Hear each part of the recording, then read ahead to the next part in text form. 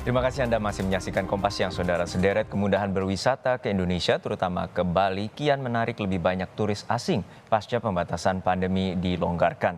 Namun akhir-akhir ini, wisatawan asing di Bali menjadi sorotan karena bermacam ulah dan pelanggaran hukum.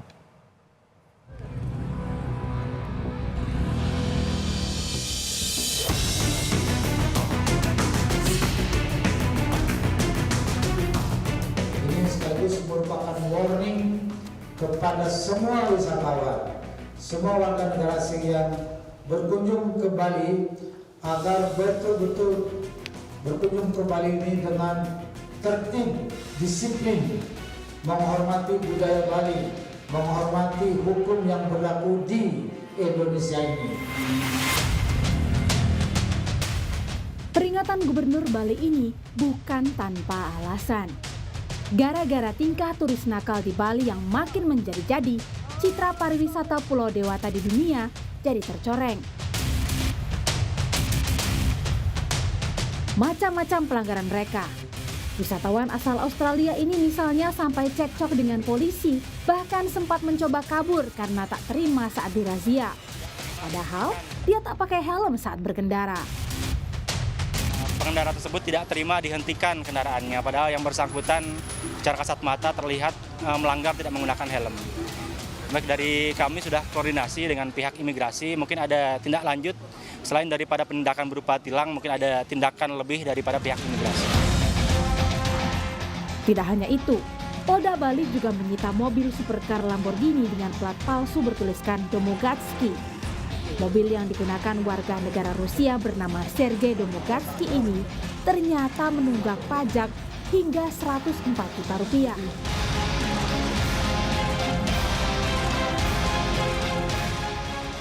Ternyata yang punya ini adalah salah satu perusahaan di Bandung.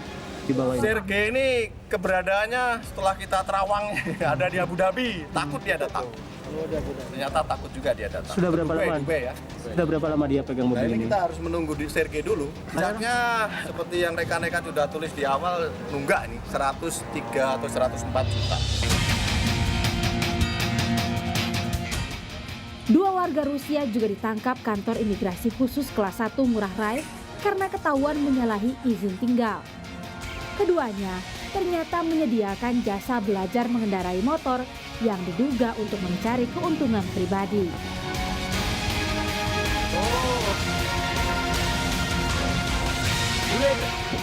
Jumlah turis asal Rusia dan Ukraina memang meningkat setelah kebijakan visa on arrival berlaku di Bali. Namun kemudahan ini justru diduga dimanfaatkan turis-turis nakal. Mereka bukan cuma berlibur, tapi juga mencari kenyamanan, termasuk bekerja, tapi tanpa izin.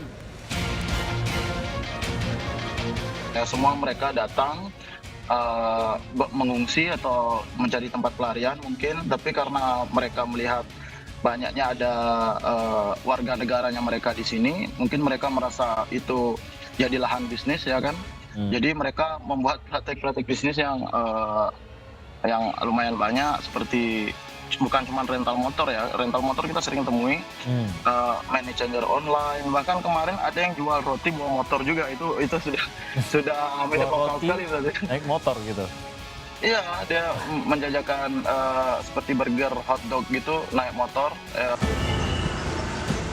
Gubernur Bali Wayan Koster pun telah bersurat ke Kementerian Hukum dan HAM serta Kementerian Luar Negeri untuk mencabut kebijakan visa on arrival bagi warga Rusia dan Ukraina yang ingin ke Bali. Ketua Ikatan Cendekiawan Pariwisata Indonesia Azril Ashari menilai kemudahan berwisata ke Indonesia harus dievaluasi agar bisa menjaring wisatawan asing yang mendatangkan investasi, bukan malah menjadi kompetitor ekonomi warga lokal. Kita jangan semata mengejar pada jumlah wisatawan saja. Ini kebijakan pemerintah. Kita harus lihat kepada values, nilai, length of stay. Itu harus kita kejar. Biar dia nggak banyak, tetapi dia lebih lama di kita. Kemudian spend of money-nya. Nah, bukan dia kerja di kita, tapi spend money dia. Nah, itu kemudahan visa. Ini harus dievaluasi. Kan banyak tuh kebebasan visa. Bukan hanya bebas saja, tapi juga visa on arrival juga ada. Bahkan terdapat juga visa dalam pesawat juga sudah ada. Nah, kemudian visa 5 tahun sama 10 tahun. Kita evaluasi. Untuk Satgas dengan Pemda dan kami sudah menyampaikan hotline untuk termasuk juga para netizen untuk melaporkan nih seandainya ada pelanggaran wisatawan mancanegara. Jadi kita tidak akan ragu untuk menindak tegas. Kita perlu pengawasan dan penertiban, istilahnya law enforcement kita tingkatkan, dan tentunya para warga lokal, pelaku usaha harus lihat kalau misalnya ada di sebelah kiri, sebelah kanannya yang menyewakan kendaraan atau membuka usaha fotografi, itu nggak boleh. Itu 100% untuk warga lokal, dan saya akan berjuang, saya akan pertahankan, karena kita kebangkitan pariwisata kita ini untuk menciptakan 4,4 juta lapangan kerja baru di 2024. Kebijakan terbaru, Gubernur Bali Wayan Koster juga bahkan melarang turis asing untuk menggunakan kendaraan sewaan buntut maraknya pelanggaran. Polda Bali mencatat, hingga 12 Maret lalu dalam sepekan sudah ratusan turis asing yang melanggar aturan lalu lintas hingga pidana di Pulau Dewata.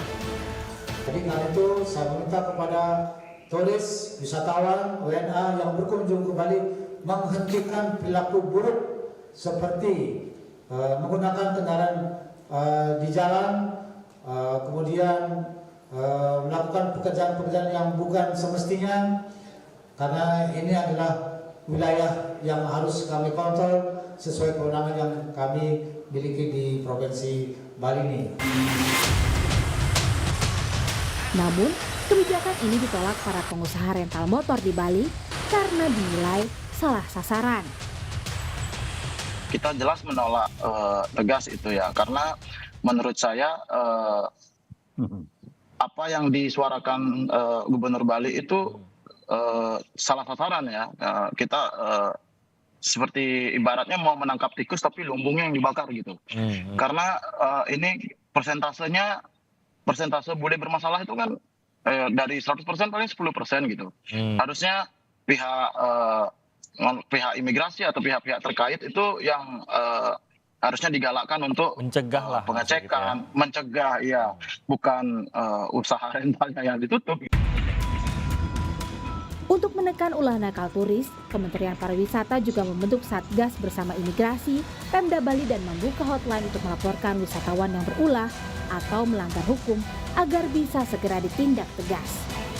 Tim Liputan, Kompas TV.